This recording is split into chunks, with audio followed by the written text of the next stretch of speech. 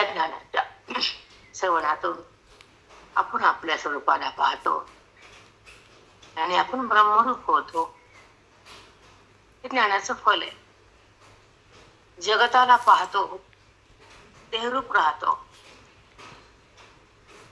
दृश्य हे काय आहे हे माऊलीने सांगितलं.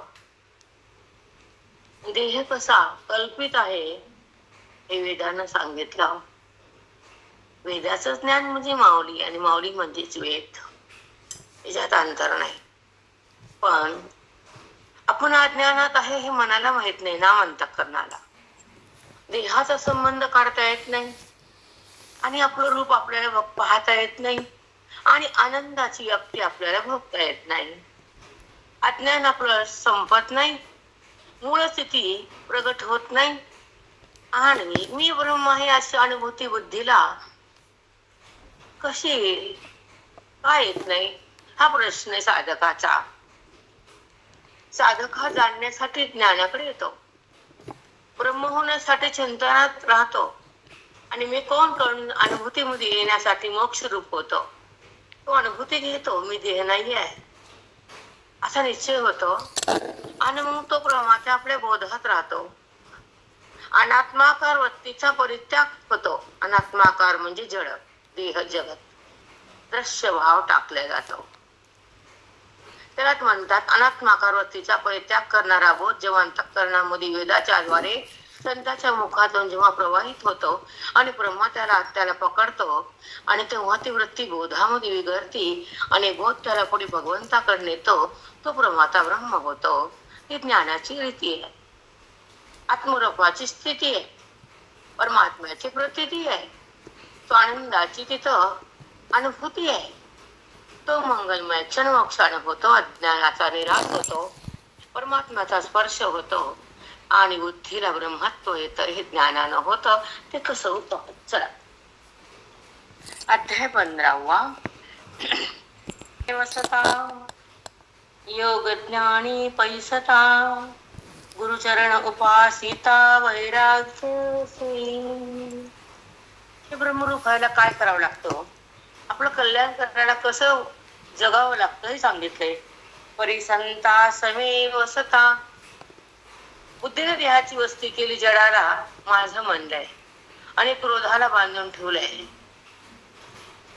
म्हणून त्या बुद्धीला संतासोबत बसावं लागतं आणि हे टाकून भौतिक पदार्थाला सोडून त्या परमात्म्याला जाणण्यासाठी संताच्या सोबत श्रवण भक्ती आणि संतावर श्रद्धा ठेवून उपासना करावी लागते. कशी ते ऐका. संता समे वसता योग ज्ञानी पैसता. योग ज्ञानी पैसता. ज्ञानयोग तयार होतो.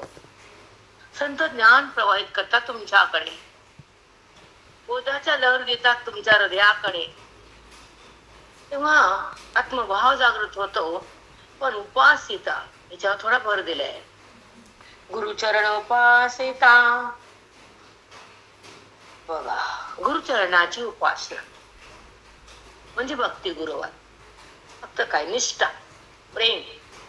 माझे गुरु माझे कल्याण करणार आहेत. माझ्या गुरुनं माझा उद्धार होणारच. माझ्या गुरुमुळं माझे गुरु मला अद्वैत साक्षात्कार मिळाले. माझ्या गुरुनं माझं आयुष्य सार्थक होणार आहे. ही श्रद्धा नितांत चरणावर पाहिजे. गुरुचरणी उपासिता वैराग्यासी. वैराग्य धारण करून गुरुनाच्या चरणाची उपासना केली तर काय होतं ते पुढच्या ओळीत बघूया. येण्याची सत्कर्मे.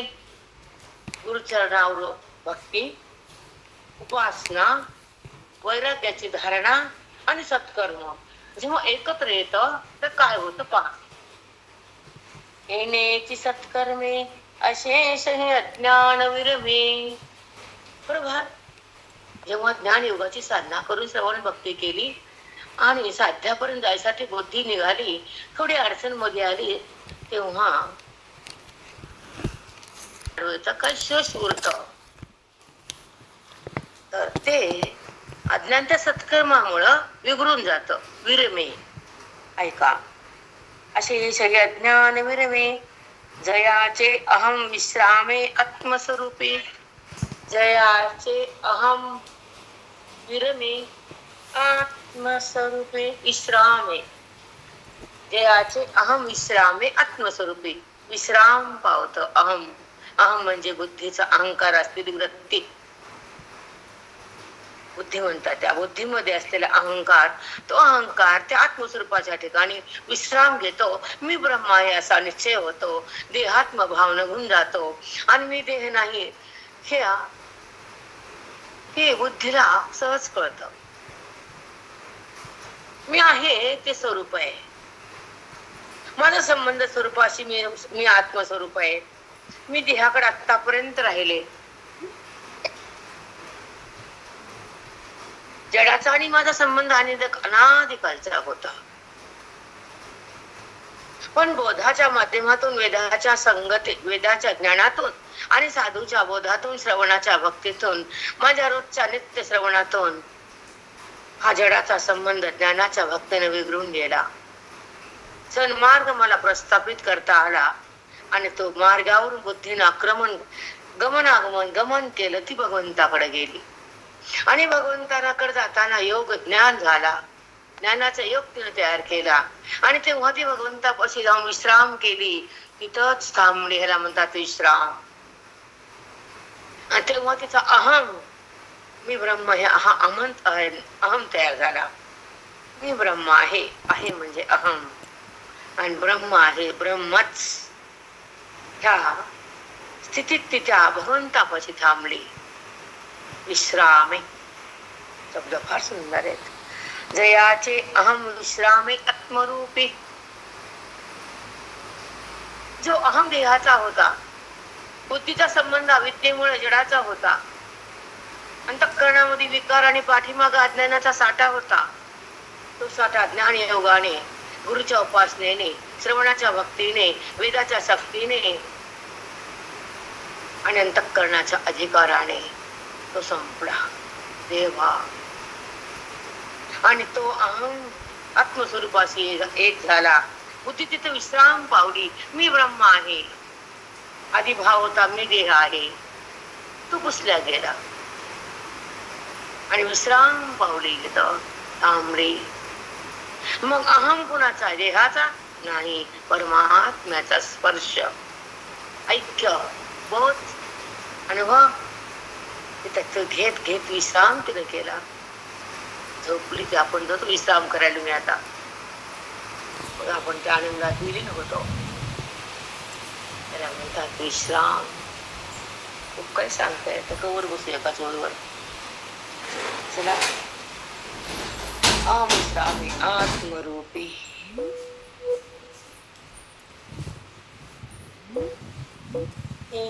येथे मी वाचून यावलो की आनही तू असे.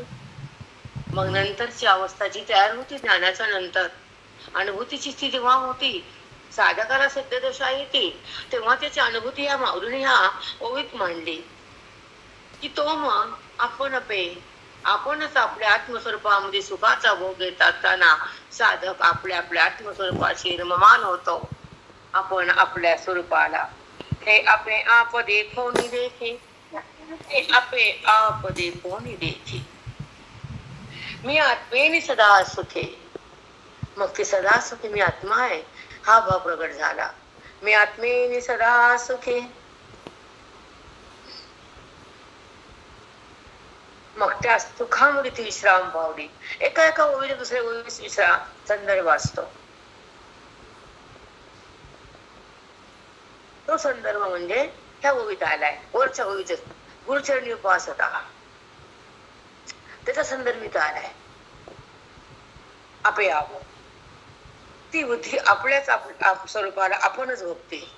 हे आपे आप शब्दाचा भावार्थ आहे आणि वाचून कळत नसतो. हे लिहून ठेवायचं. इथे श्रवणाच्या माध्यमातून बुद्धीला तो मार्ग मिळतो आणि बुद्धी वेदाच्या ज्ञानातून देहातून सरकते. हे ठाम निश्चय. ही माऊलीची वाणी, आमची नाही तुमची नाही. आपे आप ह्या शब्दाचा भावार्थ जेव्हा बुद्धीला आकलन होतं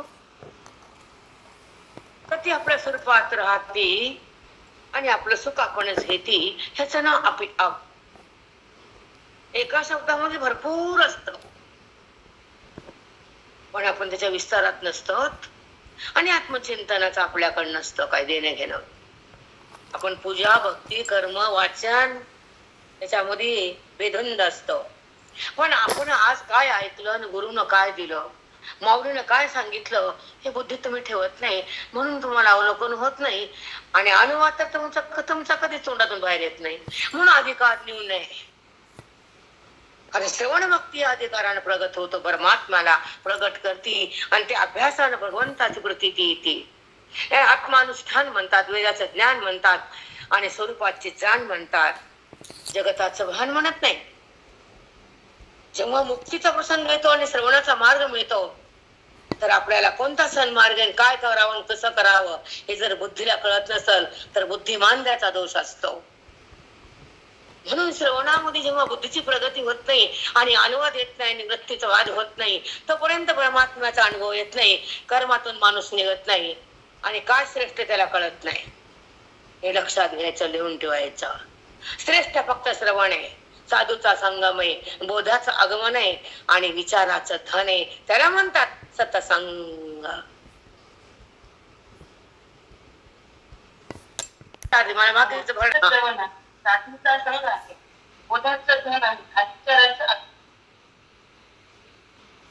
येतो बुद्धीला अवलोकन करता यावं, ओवीच्या बोधात राहता यावं, अंतःकरणाचा वाद व्हावा आणि त्या स्वरूपाचा स्पर्श भोगावा, आत्मानंद प्रगटावा, देहाचा संबंध सुटावा, पांडुरंग भेटावा आणि त्या हृदयामध्ये ईश्वराचं धन लुटावं आणि त्या पांडुरंगाचा स्पर्श बुद्धीमध्ये असावा, तो महात्मा म्हणावा. कारण ओवीमध्ये हेच दिले ना, आपण पे. आम्ही सांगा काय तुम्हाला आपण पे. वरी सांगितलं संताचा व्यवस्था, वैराग्याची उपासिता. मग ते अहम जेव्हा संतांच्या संगतीत राहून मग त्याच्यावर आम्हाला बोलावं लागणार. आम्हाला जो आधार असतो, ओवी असते, त्याच्या माध्यमातून विचार मांडावा लागतो. संता संगे वसता, योग ज्ञानी पैसता, गुरुचरण उपासिता, वैराग्याची, हे सगळं केलं तर तुम्हाला बुद्धी आपण जाणता येते. तुम्ही जर काहीच माते केलं तर तुम्हाला काय जाणता येईल. उपासिता, गुरुचरण उपासिता, फक्त गुरुचरणावर निष्ठा ठेवायची आणि बोधामध्ये मन आणायचं. ह्याच्यावर तुम्हाला मी कमीत कमी 25-30 वाक्य दिलेत. गुरुचरण उपासिता भरपूर झाले चिंतन याच्यावर, झालं की नाही. ओळीमध्ये काय भावार्थ माऊलीने ठेवला आणि त्या ओळीचा संदर्भ, मागच्या संदर्भ पुढच्या ओळीमध्ये घेताना बुद्धी कशी प्रगल्भ होती आणि आपल्या स्थितीमध्ये कशी जाती, तिचा अहम कसा विश्राम पावतो, त्या दोन्ही वाक्यावर तुम्हाला मस्त बोलले. आता त्याचे 10-15 वाक्य, त्याचे 15 वाक्य, कमीत कमी 30-40 वाक्य तुमच्याकडे आलेत की नाही. बोला. पडलं फक्त जेवायचे. स्वयंपाक करणारे 3 घंटे उभा असते गॅसपाशी. आदल्या दिवशी भाजी जावं लागतं, दुसरं तयार करावं लागते आणि जेवण फक्त खायचं असते ना. भाजी कापायची ना पैसे मोजायचे का खाण्याला पैसे. तसं श्रवणामध्ये काहीच करायचं नसतं, गुरुचं करून ठेवलेलं असतं. पण तिथं पण बुद्धीला थांबता येत नाही आणि बोधाला घेता येत नाही. श्रवणाचं काय फळ मिळणार तुम्हाला. असं आयुष्य धकाधकीच आहेच आहे. कधी चातुर्मास्य, पुन्हा लग्न सराई. बघा दिवाळी झाले की लग्न, नंतर उन्हाळ्यामध्ये दुसऱ्याच्या लग्नाने हिंडायचं. तुम्हाला धकाधकी मधून वेळ काढावाच लागतो आणि स्वरूपाला प्रगट करावंच लागतं आणि वेदाला धारण करावंच लागतं, आत्मस्वरूपामध्ये शिरावंच लागतं आणि बुद्धीने भगवंतात विश्राम घ्यावाच लागतं. त्याशिवाय पर्याय नाही. तुमचं आयुष्य संपल पण तुम्हाला वेळ मिळणार नाही. हे लिहून ठेवा, लिहून ठेवा. आजकाल तर खाऊन पिऊन जातात तिकडं, पुन्हा भेटत नाही. खाऊन चला. पहिले ऐकलं की पाणी पित नव्हते आणि आता खाऊन वाटेत हॉटेलमध्ये जाऊन, नाही बाबा गोळे घ्यावं लागतात, आपल्याला काहीतरी होईल. होणारच आहे, काहीतरी होईल. काय होईल, जो क्षण ठरला ते होणारच आहे. तू खाल्लं तरी आणि न खाल्लं तरी. अवघड आहे आजकालचं कलियुग. चला. अगा सूर्योदय झालिया, सूर्येची पहावा धनंजय. अगा सूर्योदय झालिया. आमच्या नंदच्या सासू गेली परवा. कळायला पुरतं जाऊन बसवला. सूर्योदय झालिया सूर्ये सूर्याची पहावा धनंजया, देवी माते मिया जाणावया मीच हेतू, देवी माते मिया जाणावया मीच हेतू. पप्पा काय शब्द असतात तरी आता कसं जास्त काही बसत नाही मी, थोडंच बसते घरी, जास्त बसते हिंडणं फिरणं काही काम नसतं, बरोबर अडकून बसते बोलू बोलू. पण भगवंत बरोबर करतो, काही चुकू देत नाही, त्याची लीला असते. कारण त्यांचं ज्ञान जगाला द्यायचं असतं, मग त्यांनाच पाहिजे असते नसते का. ज्यांना लेकरं दिले तर चंच दिली चारा पण देतो, पण आपण कसं द्यायचं नाही तो करतो. अगा सूर्योदय झाली या सूर्य सूर्याची पहावा. सूर्योदय झाला, सूर्याला सूर्य कळाला ना, चंद्राने सूर्य कळाला, सूर्याच्या प्रकाशात सूर्यालाच बघितलं. म्हणजे सूर्यामुळे सूर्य कळाला. यस, सूर्य सूर्याची पहावा धनंजया, सूर्यामुळे सूर्याला बघ. ठीक आहे. देवी माते मिया जाणावा मीच हेतू, देवी माते मिया जाणावा मीच हेतू. मग तसंच मला जाण्याला मीच हेतू. पप्पा म्हणून ह्याच्यामध्ये घुसलत ना, मग आम्हाला बाकी काहीच लागत नाही. 56 ग्रंथाचा आधार नाही, कुठल्या कर्माचा भंडार नाही. आपल्या स्वरूपामध्ये आपण बुद्धीला विश्राम पावली. आता काय राहिलं करायचं सांगा, काय राहिलं? सगळ्या ग्रंथातून तेच सांगितलंय. जर धारूरला यायला 10 रस्ते येत, आम्ही धारूरला आलो तर 9 रस्त्यानं यायचं राहिलं म्हणणाऱ्यालाच कळावं लागतं की एकाच रस्त्याने आल्या 9 रस्त्याकडे जायची गरजच नाही. एका रस्त्याने आलोत ना, मग 9 रस्ते असतील, आम्हाला काय करायचं. म्हणूनच अवलोकन ज्ञानानं होतं आणि सुख वेदाकडून येतं. आपलं स्वरूप संतांच्या माध्यमातून अनुभवता येतं, आपलं स्वरूप येत. म्हणून ते ब्रह्मरूप असतात आणि त्यांच्या संगतीतून, त्यांच्या बोधातून, त्यांच्या वाणीतून आणि त्यांच्या कृपेतून आपल्या पदावर नेतात. कृपा कटाक्षी आळीले आपल्या पदी बैस. चला, देवी माते मिया जाणावया मीच हेतू, मला जाण्यासाठी मीच हेतू आहे, म्हणून माझं आत्मस्थिती चिंतन कर, मग तुला मी माझ्याकडे घेतो. ना शरीर परवते सेविता, संसार गौरवचे ऐकता. बघा, ना शरीर परवते सेविता, शरीर तर सेविता म्हणजे विषयासक्त, शरीरासाठी हे करावं ते करावं ते करावं, शरीरासाठी जगतो तो. संसार गौरवचे ऐकता, संसाराचा बळी जावा, मी असं केलं, मी त्या कोमला मी आणलं, मी दागिने केले, काय त्या संसाराचा गौरव तुम्हाला सगळ्याला माहितीच आहे, मी काय सांगू. संसार गौरवच ऐकता, संसाराचा बळी जावा ऐकायचा किती बी.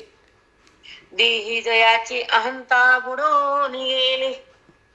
अशा लोकांची अहंता कुठे गेली? देहात बुडाली. आणि गुरु सवय वैसता वैराग्य उपासिता, त्याची अहंता विश्राम पावे आत्मरूपी. त्यांची अहंता कुणाकडे गेली? आत्मरूपामध्ये गेली. आणि यांची अहंता देहरूपी बुडाली. म्हणून वरच्या ओळीला धरून ही खालची ओळी आहे, गुरुसेवी उपासिता. म्हणून ह्यांची अहंता देही बुडाली, देहात बुडाली. म्हणजे मी देहात हा सगळा अनुभव त्यांना असतो. सगळ्या शेवटचं वाक्य, यांची अहंता देही बुडाली. कारण त्यानं देहाचा बळी जेव्हा ऐकला, देहासाठी विषक्त झाला, देहासाठी जगला, देहालाच बघला, देहाचा संबंध केला आणि देहामध्ये अहंतेला बुडविलं, मग तो माझ्यापाशी नाही, तो कधीच माझ्यापाशी नाही. माऊली किती सुंदर सांगितलं. वैसता तू याच्यात झालं 20 वाक्य झाले, 20 वाक्य झाले. मग त्या दोन्ही वाक्यात संदर्भामध्ये देहाची अहंता बुडून गेली, तिकडे आत्मस्वरूपी बुद्धी आत्मस्वरूपामध्ये विश्राम केली. त्याच्यावरून हे अनुवाद आहे. त्या ओवीच्या संदर्भातून ही ओवी आहे. ते ज्ञानी जीवाची बुद्धी विश्राम कशी अहम करते आणि अज्ञानी जीवाची बुद्धी बळीजाव कसा करते, ह्या दोन्हीचा संदर्भ घेऊन माऊलीने सांगितले स्पष्ट. मग कोणत्या ओवीमध्ये जर काय कळत असेल तो साधक सिद्ध दशेत होता. जर कळत नसतं तो साधक पुण्याच्या मार्गावर येतो, त्याला स्वर्ग वगैरे भेटतो आणि स्वर्गातलं पुण्य संपल्यावर त्याला लोक वरचे लोक फेकून देतात खाली मृत्यू लोकात. ते आपल्याला करायचं नाही. आपल्या श्रवणातून पुण्य घ्यायचं नाही, आपल्या श्रवणातून बोधाच्या मार्गावर यायचं आणि मुक्तीचा भोग घ्यायचा आणि आतमध्ये ह्या देहाचा संबंध सोडून आपल्या आपल्या स्वमध्ये थांबायचं, अनुभवात जगायचं. व्यवहाराला जरी व्यवहार करता असतो तरी व्यवहार त्यांना बाधा करीत नाही हे समोरच्या लोकांना माहित नसतं, कारण त्यांचा अहम त्या स्वरूपामध्ये विश्राम पावलेला असतो आणि व्यवहार त्यांचा तिथं देहाशी नसतो, पुन्हा बुद्धी तिथेच असते. पण ह्या लोकांना अर्धवट ज्ञान असतं, म्हणून त्यांना वाटतं हे ज्ञानी नाही, हे असे नाही, ते तसे नाहीत, ते तसे नाहीत. अवलोकन जास्तीला असतं, आपल्याला दुसऱ्याचं अवलोकन करता येत नसतं. म्हणून दुसऱ्याचा अनुभव आपण सांगू शकत नाही आणि तुमचा अनुभव आम्हाला कळत नाही. पाऊस पडला, पिकानं घेतला का एरंडाला गेला का धोत्र्याच्या फुलाला गेला माहित नाही, पण पाऊस पडला तर पिकासाठी जावा, फळभाज्या आणि पीक यावं. तसं बोधाचा पाऊस पडल्यावर आत्मरूप प्रगटावं, बस. बाकी काही सांगायचं नाही. रामकृष्ण हरिताई साष्टांग. हा बेटा, ते स्वर्ग संसारा लागे धावता कर्म मार्गे. त्यांना स्वर्ग सुख पाहिजे असतं, कर्माची ओढ असते. ते स्वर्ग सुखाला गे धावते कर्म मार्गे, दुःखाच्या सेन भागी भागी होते. दुःखाच्या सेन भागी भागी होते. अर्जुना, मला न जाणता कर्मामध्ये सहज राहतात. आता सांगते तुम्हाला, कर्म कशाला म्हणतात हे पण कळत नाही. श्रवणाला सोडून केलेले सगळं विधान कर्म आहे. वाचन करणं, जाणं, तीर्थ, योग, याग, विधी, येणे नवी सिद्धी, ह्याला सोडून, मला जाणणं सोडून जे बाकीचे खटाटोप करतात ते फक्त कर्म. माऊलीने सांगितलं, योग, याग, विधी, येणे नवी सिद्धी. वायाची उपाधी दंभ धर्म. दंभ म्हणले तर उपाधी म्हणले. आणि कर्माचे आचरण करणारी बुद्धी त्या भगवंताला न जाणता कर्मात थांबते, विश्रामे. लक्षात ठेवा, कर्मा मार्गी धावता. मी सांगत नाहीये, ओवी बोलते, ऐका. ते स्वर्ग संसार लागे धावता कर्म मार्गे, दुःखाच्या सेल भागी विभागी होते. मला न जाणता, श्रवण न करता, अध्ययन न करता, वेदांताचा रस्ता न धरता जे कर्मामध्ये अडकलेत ते दुःखाचे भागीदार झाले, विभागी. खरं जेव्हा श्रवण भक्ती मिळते आणि मनाला मुक्तीचा प्रसंग येतो, आयुष्यामध्ये हा काल मुक्तीसाठी जर आपण विनियोग केला नाही तर ते कर्म तुमच्या चित्तात राहतं आणि आपला जो अभेद तसाच राहतो. म्हणून दुःखाच्या सेल भागी, मग त्यांना दुःख बघायला दुःख तुम्हाला माहिती येतील. परी हे होणी अर्जुना मजची स्तवतया ज्ञान.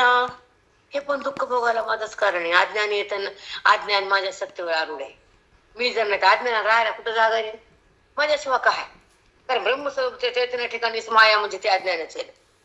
मग हे माझ्यामुळेच त्याला कळत नाही काय करा काय करू नये.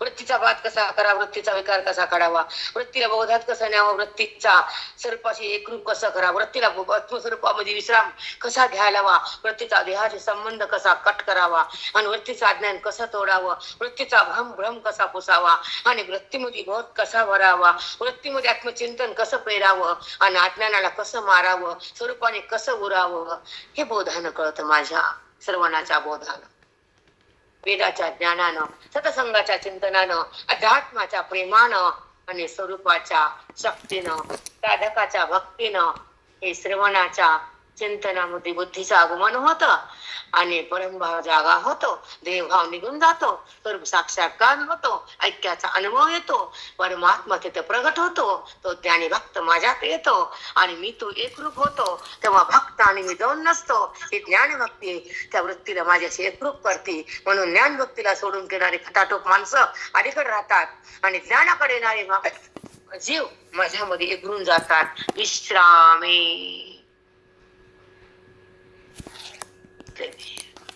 आणि होय माऊलीचे साष्टांग नमस्कार माझ्या माऊलीला पोहोचला. सगळे ज्ञानरूप आहे, सगळं ज्ञान माऊलीचं चिंतन तेच आहे, बोध तेच आहे, लहरी त्याचा. तुमचा नमस्कार माझ्या माऊलींना. कारण हे शब्द कधी कोणत्या ग्रंथातून ऐकून पाठ करून नाही आले. त्यांना द्यायचं त्यांना दिले. जसं ज्या आई वडिला कोणत्या मुलीला जेवढे भेटायचं ते ठरलेलं असतं कर्मानं, तो देतो. मुलगी न मागता बाप देत असतो, कारण प्रेम असतं. मुलगी मागत नाही, नको बाबा म्हणते मला एवढं, नको म्हणते ती. पण ते म्हणते अगं तुझ्यासाठीच केलंय, माझी इच्छा आहे. तसं भगवंताची इच्छा असते ते वाक्य घेतात शब्द. आता तुम्ही म्हणलं ते सांगा बरं डबल. एखादं मात येत असते पोट्या, दुसरा श्वास घेतला का, जेव्हा ते पोटे पोटे पोटे पोटे पोटे पोटे रचना निघाली आणि तेव्हा श्वास झाला, भगवंत तितकं देतो, थांबला, पुढे वाचा. म्हणून हे स्फुरण फार भाग्यवानाला मिळतं. आणि त्या हृदयाला ज्यांच्या कळतं ते हृदय ब्रह्मरूप होत. तितकंच लाख पट करे, एक पट नाही लाख पट. रामकृष्ण दूध आईच्या स्तनात असतं, पण ते दूध त्या बाळासाठी असतं, तिचं नसतं. तसं संतांच्या मुखातून निघालेला बोध जगासाठी असतो. आणि ही माऊली देती, ओवीतून बोलतो ना आम्ही, काय दुसरं कुठं भांडवल काय आमचं, ह्याच्याशिवाय येतं का आम्हाला काही. आणि त्याला अवलोकन केलं की हृदयातून ते येतं. हृदयात तोच आहे, परमात्माच हात आहे, आणि तोच वाणीच्या द्वारे बाहेर बोध देतो. पण हे जगाला कळण्याला फार उशीर होतो, फार उशीर होतो, कळत नाही. आणि न कळलेलं बरं, नच कळलेलं बरं. कारण त्याला कळालं एखादा बरं, जगाचं काय खरं. एकदा निळा रंग, एकदा लाल रंग, कारण त्यांचे रंग बदलतात. बिलकुल. म्हणून आपली स्थिती आपण भोगावी, देहबुद्धी त्यागावी, हे श्रवणातून शिकावं. आणि बुद्धीला विश्राम आत्मस्वरूपी असावा. आपली ओवी धरून बोलायचं, इकडे तिकडे नाही. बुद्धी आत्मस्वरूपामध्ये विश्राम पावती. वरच्या ओवी सांगितलं, साधू संगे वैसता, त्यांच्या शरण उपवासिता, वैराग्यासी घेता, बुद्धी विश्राम पावी स्वरूपी. हे माऊलीने सांगितलंय. आपलं काय नसतं इथं, आपल्याला काय येतं माते. असे महान साधू संतांचं अवलोकन केल्यावर आपण पण महान होतो, का होणार नाही. होणार. बघा तुम्ही करून एकदा, निश्चय आणि निर्धार असला होणार. अगदी होतं, पण निर्धार पाहिजे. चला.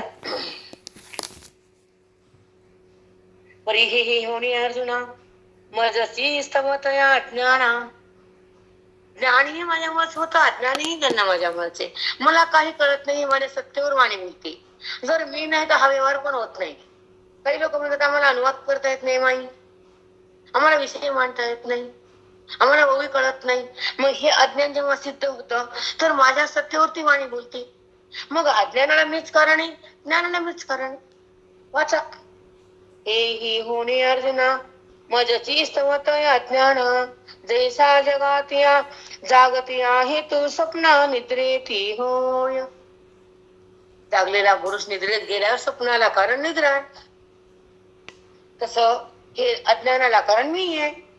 साधी भाषा आहे. तुमचं अवलोकन कमी पडतं, अध्ययन कमी पडतं, तुम्हाला कठीण जातं. पण हे अवघड नाही. तुमचे कर्म, तुमची भक्ती, तुमची फुलं, तुमचा ते उदबत्ती घेणं अवघड आहे. पूजाला बसायला 15 मिनिटाचा सामोरी यायला, उचलायला 15 मिनिटं, करायला 10 मिनिटं. बघा तुम्ही, इथं काय घ्यायचं पण नाही, द्यायचं पण नाही. इथं कोणती वस्तू बी नाही, धूप बी नाही, ब्राह्मण बी नाही, दक्षिणा बी नाही, आणि संकल्प बी नाही, हाताची पूजा बी नाही. काय इथं? आणि त्याच्यासारखं फल कुठंच नाही. हे पण आम्ही सांगावं लागतं. दुर्दैव म्हणावं लागते, दुर्दैव. हे तुम्हाला कळावं लागतं, चातुर्मासाच्या लोकांना. आमचा सगळा चातुर्मास आहे, अखंड 12 महिने. तुम्हाला 4 महिने. ती उषा उडू लागली काल रुद्रवरची चातुर्मास मध्ये. गप्प बसलाय वाट बघत आपली, आणि तो चिंतनात नाही का आमच्या. तुम्हाला ओवी कोणाची आहे? विठोबाचा प्राण सखा ज्ञानोबा माझा. मग ते विठोबाला कळत नाही का चिंतन करायला माझी बाई माझ्या पशीच आहे, कुठे बी राहावं पंढरपूरच आहे, ते कळ ना का तुम्हाला. गेल्याचा पाहता सगळं. चला, ज्ञानी आणि देव दोन असतात का? ज्ञानापासून देव भिन्न होत नाही हे तुम्हाला किती बार सांगितलंय. तो भगवंताशी अभिन्न देहाहून भिन्न आहे, तो ज्ञानी आहे. तो परमात्म्याशी एक रस आहे. देवते संत निमित्ताच्या प्रतिमा. दोन्ही एकच आहेत ना. देवते संत निमित्ताच्या प्रतिमा. दोन प्रतिमा अलग जरी असल्या त्यांच्यामध्ये देव प्रगट असतो, सध्या त्यांच्या सोबत असतो. अभिन्न भाव जागा असतो, भिन्न भाव बाद असतो. अज्ञान समाप्त असतो, ज्ञान प्रवाहित असतं, स्वरूप जागृत असतं आणि बुद्धीतला विकार नसतो. आवरण संपलेलं असतं आणि अधिष्ठान तिथं सहज बुद्धीच्या संबंधात असतं. मुळात कळते का भाषे. बुद्धीचा संबंध देहाशी म्हणजे अध्यस्थाशी आणि बुद्धी आत जाते म्हणून अधिष्ठानाशी आत्मस्वरूपाशी तद्रूप होती तर अधिष्ठानाचा संबंध आहे. आणि आवरणाच्या नंतर देहा संबंध आहे. आणि ज्ञानाने आवरण गेलं, निरावरण झालं अंतःकरण, ते बाधित झालं. त्याला ओलांडून बुद्धी परमात्म्याकडे गेली, तुरी अवस्था झाली. जाऊ द्या चला. जैसा जागताची हेतू स्वप्न निद्रेती होय. स्वप्न पडत असत तर निद्रा घ्यावीच लागते. जागेपणातून निद्रेत जातो, निद्रेतून स्वप्न पाहतो, पुन्हा जागेपणावर येतो. ह्या तिन्ही अवस्था चालूच असतात. स्वप्न, जागृत, सुप्ती. पण तिन्ही अवस्था माझ्या सत्तेवरच आहेत आणि तो माझ्याच आहे.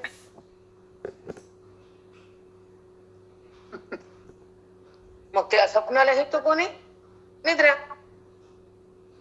आणि अज्ञान होण्याला कारण मी, ज्ञानाला कारण मी. सूक्ष्म कळावं लागतं आणि चिंतन करावं लागतं. वाचन बंद, चिंतन करावं. बरोबर असते. आणि चिंतनामध्ये अंतरंग असतो. म्हणून वाचन आणि चिंतन एक करू नका. कधीच करू नका, कधीच नाही. पया प्रे दिवस हरपणा तोही दिवसेची जाणू आला. आपलं आघाळ आलं, ढग ढग आले आणि आभाळ आलं. का दिवस मावळला का काहीच कळलं होतं कोणी. किती आभाळ आलं, उद्भर दुपारी पण अंधार वाटायला. आपले दिवस हरपला. पण त्याच मंद प्रकाशातच कळालं ना की दिवस मावळलाय का दुपारी कळलं. मग त्या सूर्याच्या मंद प्रकाशानं सूर्य कळायलाय. प्रकाश जरी मंद असला तरी माझ्या सत्तेनं मी कळायचं. किती सूक्ष्म आहे. मग हे कळायला वाचण्यामध्ये काय इंटरेस्ट आहे आम्हाला? कमून मागूया आम्ही कळला काना आ बसा परत आ कडे तुम्ही. आम्हाला आई, आम्हाला शब्द वाक्य वाचायचे आणि तुम्हाला गिरवायचं. मरूस तर गिरवा.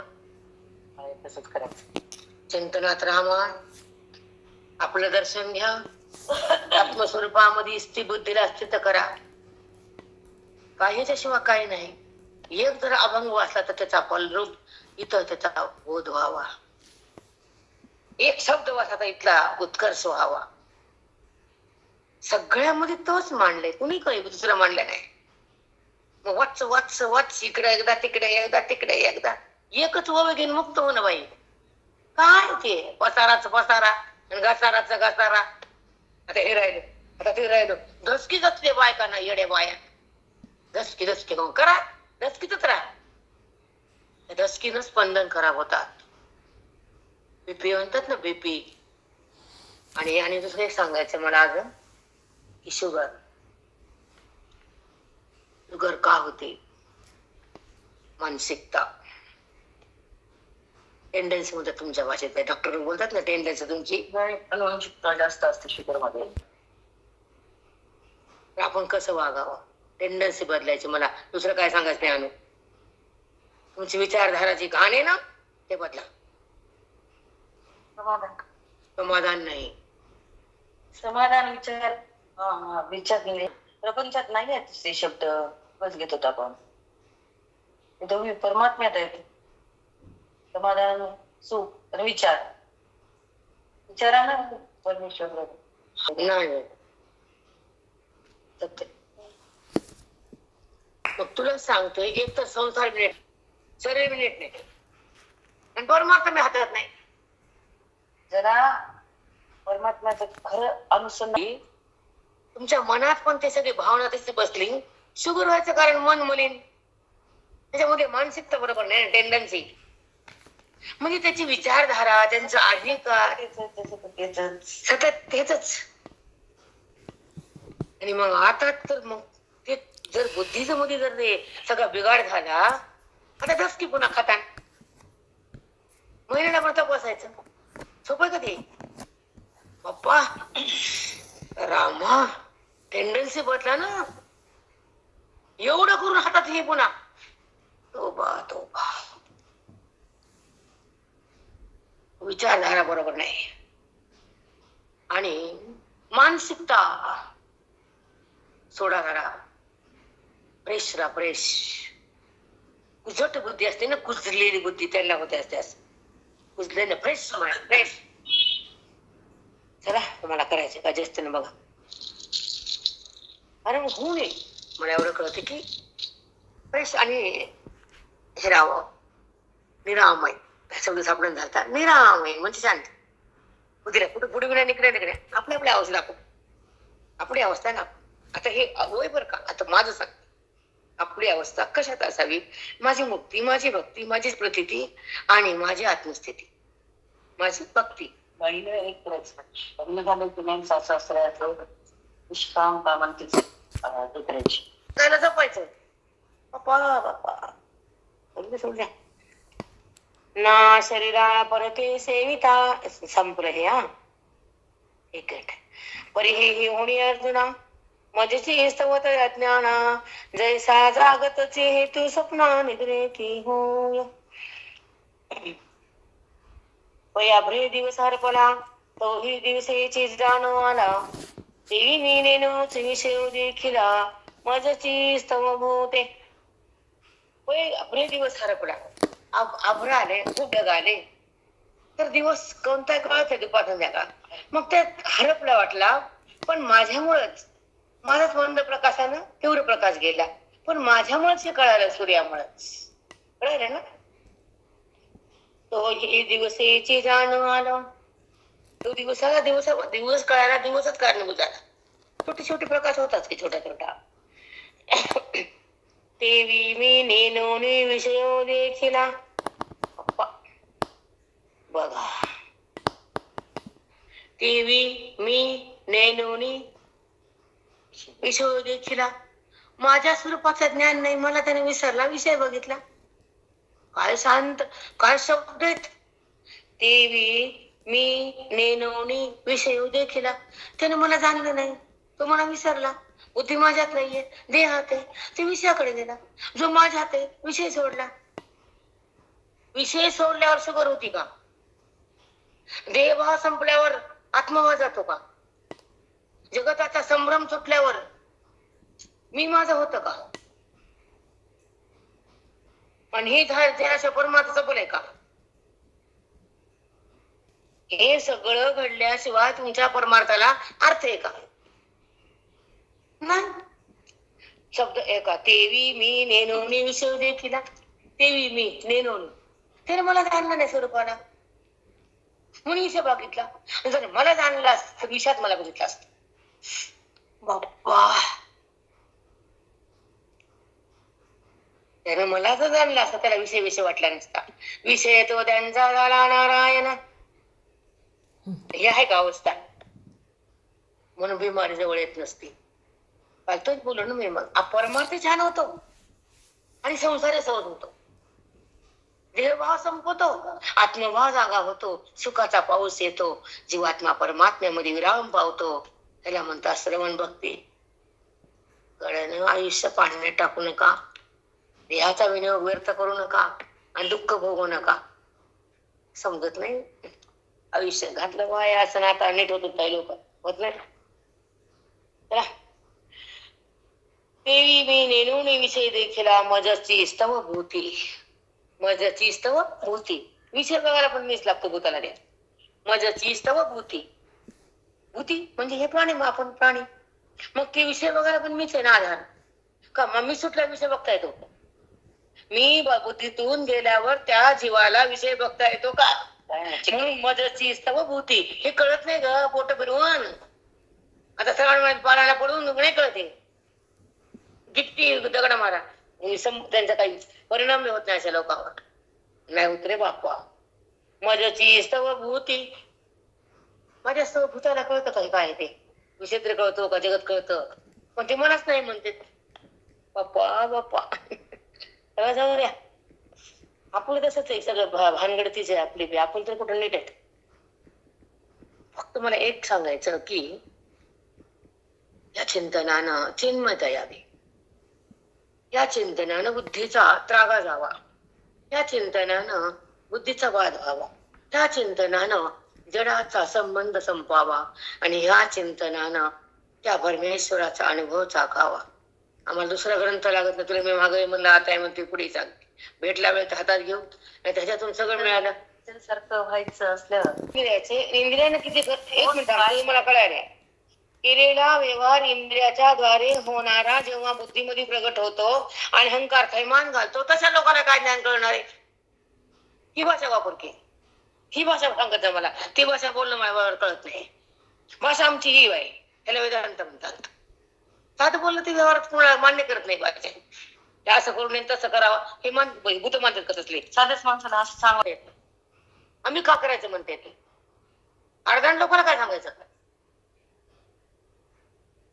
आम्ही का करावं? आमचं आता काय राहिलं? दे उत्तर. आता आमचं काय राहिलं? बोला.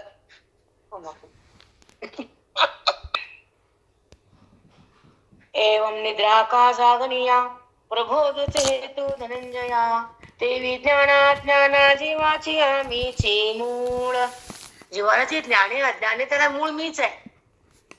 एवं निद्रा का जागनिया प्रबोधच हेतु धनंजया, निद्रेला आणि जागण्याला सुद्धा मीच करणे. झोपी गेलो, झोपताना मला झोपेल हे बी कळतं आणि जागा झालं हे बी कळतं. दोन्हीला कारण मीच असतं.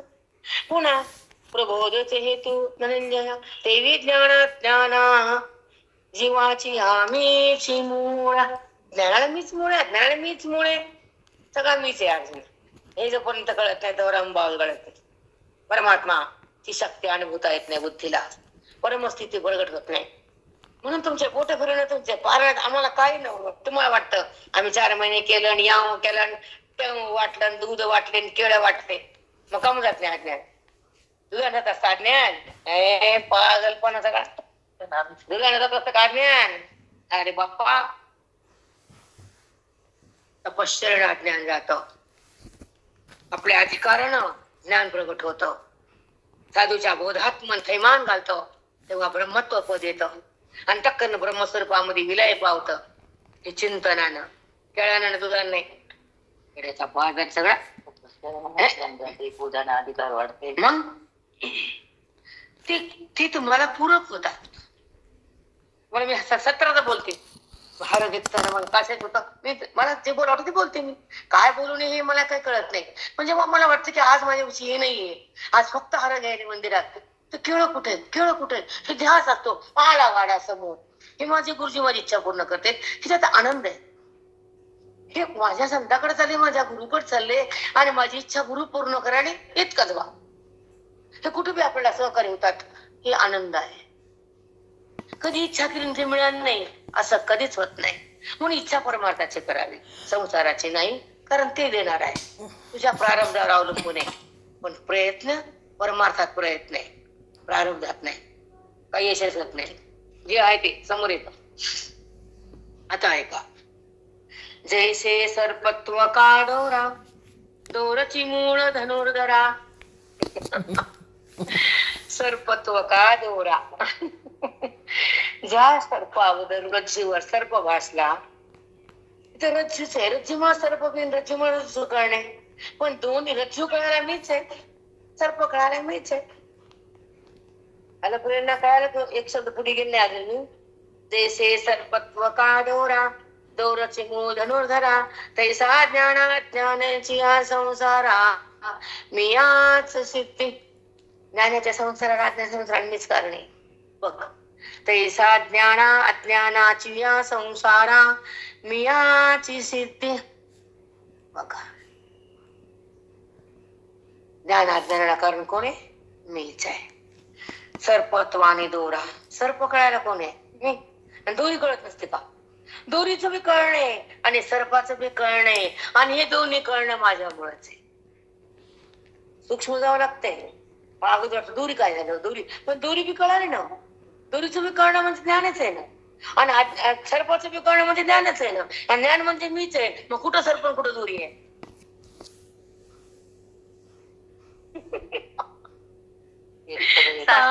माऊली म्हणजे बोध आहे, बोध म्हणजे ज्ञान आहे, ज्ञान म्हणजे सुख आहे. मग कुठं दोरी कुठं सर्प आहे? कसं आपण खाली खाली असं यायचं. बोली भाषा तुमचं संसारातली हे काय व्यवहार म्हणतात. हे तर सिद्धांतावर यायचंय आणि ते अवगत करून त्या सिद्धांतात जायचंय. व्यवहार नसतो इथे चालत, ते तर कर्म होत राहते. त्याला पाहणारा ज्ञानी असतो. पण इथं सिद्धांतामध्ये बुद्धी कशी खोल जाते ही माऊली सांगते. तिथं यायचं आपल्याला आणि ते अनुगत करायचंय, त्या स्थितीमध्ये राहायचंय. हॅलो, 5-6 का दोरा दोरची मूळ तसा ज्ञान अज्ञानाच्या संसारा मी याची सिद्धी. ज्ञान सिद्ध व्हायला मीच आहे, अज्ञान सिद्ध व्हायला पण मीच आहे. मग आता त्या शब्दातून किती वाक्य खाली आले विचार कर की जरा. एका वाक्याने कळतं का हे? मग तिथपर्यंत जाण्यासाठी बुद्धीला तेवढी सक्षमता पाहिजे, तेवढं श्रवण पाहिजे, तेवढ्या आयुष्याचा अध्ययनाचा काळ पाहिजे, आणि तेवढ्या बुद्धीला प्रगल्भता पाहिजे. तर ते शब्द तुमच्या हृदयामध्ये स्पर्श होतो आणि त्याचा भावार्थ बुद्धीमध्ये उतरतो. त्याला बोध म्हणतात. आणि त्या बोधानं मुक्ती हातात येते. बस, बाकी काय लागत नाही आपण संपलं नाही. ईश्वरांचा अंशाने ते एकत्र राहिलो आम्ही. आता कोणता फॉर्मात राहिला? ज्याला भगायचं, ज्याला हार घालायचं, ज्याला फुल ववायचं, ज्याला आरती ववायचं, ते तुम्ही झालो. आता काय तुम्ही करू करायचं? मग ज्ञानोत्तर भक्ती हे जाणून असती केलं काय न केलं काय. कारण त्यानं आपल्याच आत्मसिद्धीत राहून त्या परमेश्वराचं सानिध्य गाठलं आणि त्याच अलीकडे येऊन पुन्हा हे त्याचीच पूजा केली. त्याचा आनंद पुन्हा वेगळा असतो. ते नंतरची स्थिती असते तर ब्रह्मविद झाला, तो ब्रह्मरूप झाला, त्याला ब्रह्मविद म्हणतात. ब्रह्मवर्यान ब्रह्म वरिष्ठ, पुढच्या स्थितीत तो जातो नंतर. असं असतं. पण ते एवढी अवस्था कोणी प्रगट करत नाही, एवढे चिंतनाला आयुष्य घालत नाही. आणि तेवढ्या आत्मभावात राहण्यासाठी कोणाला हे आलं की ते करा, ते आलं की ते करा, हे जगात तेच पसरलेले. फक्त करण्यामध्ये संसार आहे. संसार लोक श्रावणामध्ये काय ते किती करा, मंदिरात 6-6 घंटे बागा बसत जाऊन ते मुगाचं उडदाचं करायला. मुगाचे मग तुला, मग तू व्हिडिओ बघत नाही, तुला काही तसला आगवणार नाही काही. ते जिंतूरला यायला भागा नाही करत गहू गहू. हा, हरभऱ्याचे, मुगाचे, मिठाचे, भाताचे, चिखलाचे, त्रिशूळ, डमरू, महादेव, ते स्वयंभू त्याला कोणी करायचंय? ते स्वतः बनलेले आधीच आहे. या उडदामध्ये मुगात बसवायला येतात व्हिडिओ. मग 6 घंटे मग आम्हीच काम करायला पुन्हा वरून आखतर आम्हाला. कारण 6 घंटे वेळ घालून जर 6 घंटे ओवा केला तर मुक्त होताल की रोज. आणि पूजा करा म्हणतात आम्हाला सकाळी काम असतं, योग असतं म्हणतात. 25 बारी होती जिंतूरची बारी, 25-30 इथे धरू सारखं हिरवगार. आधी वाटायचं, आता काय वाटत नाही. आता 1000 2-2 हजार ऐकायचे टीव्हीची, आणि 10-20 बाजूला तर काय वाटणार आहे? पहिल्यांदा असतं ते सुनाली पर्यंत की सासू नाचते पुन्हा मग कळती, तसं असतं ते. आता काय वाटत नाही, कोण ऐकायचं कोणचा. मग ते चिखलाकडे मुगाकडे सरकार आहे बाया. जैसा असे तैसिया म्हणून जैसा असे तैसिया. मी जसा आहे तसं बघायला काय करावं लागतं ऐक. म्हणून जैसा असे तैसिया मातेने नोनी धनंजया.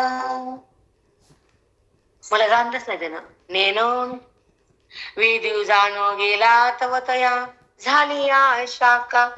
मला जसं आहे तसं पाहायला वेद गेला, वर्णन करायला माझं.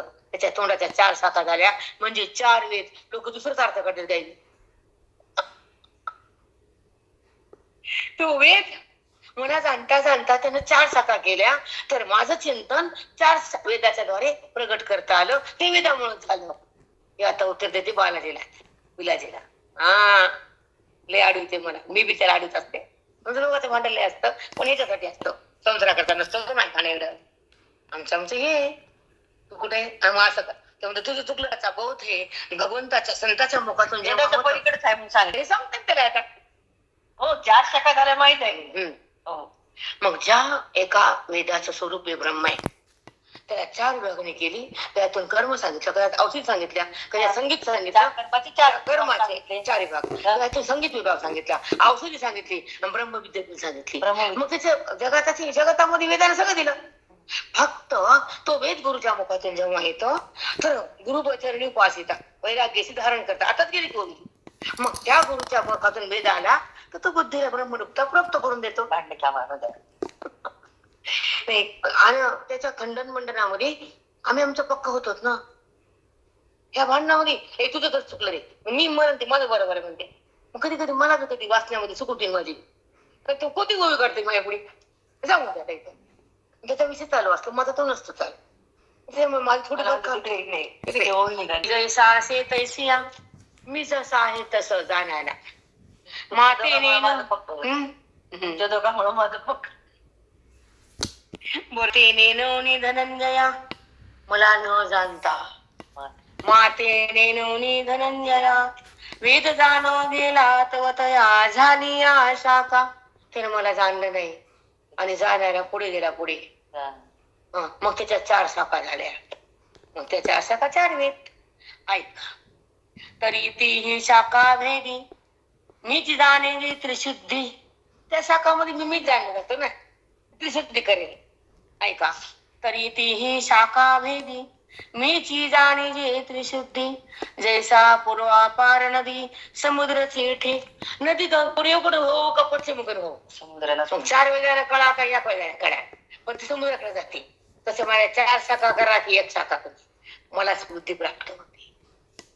गंगा पूर्व कोण येऊ का पश्चिम कोण येऊ का दक्षिण कोण येऊ, समुद्राकडे जाते. मग कोणत्या वेदानं कोणत्या गुरुच्या बोधानं जरी मला जाणलं तर ते बुद्धी मलाच प्राप्त होती.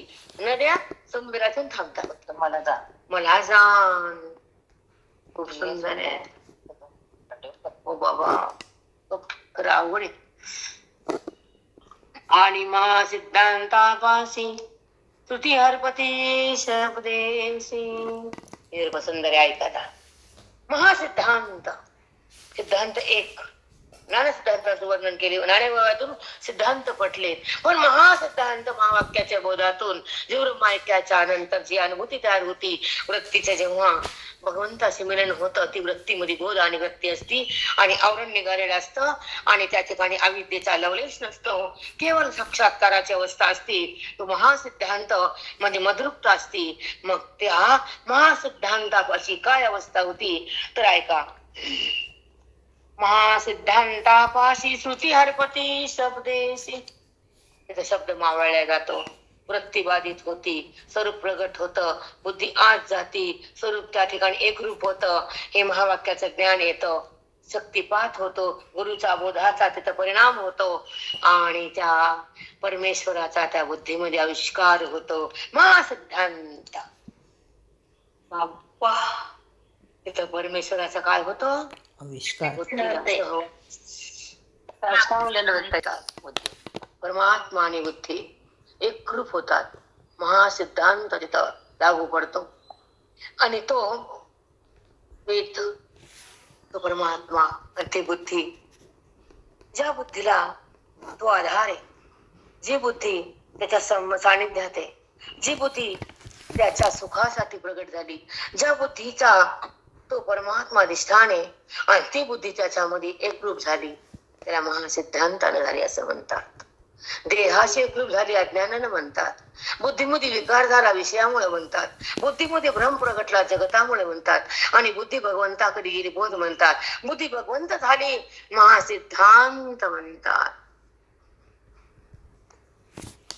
त्यातनं एकदम अवर्णनीय असं त्या शब्दाचं वर्णन करू शकत नाही आपण. हे अमृताचे बोल म्हणतात त्याला. हे ओवी आमचं काय नसतं इथं. हे सांगतात ना महासिद्धांत, वाणी पुढचं बोलते.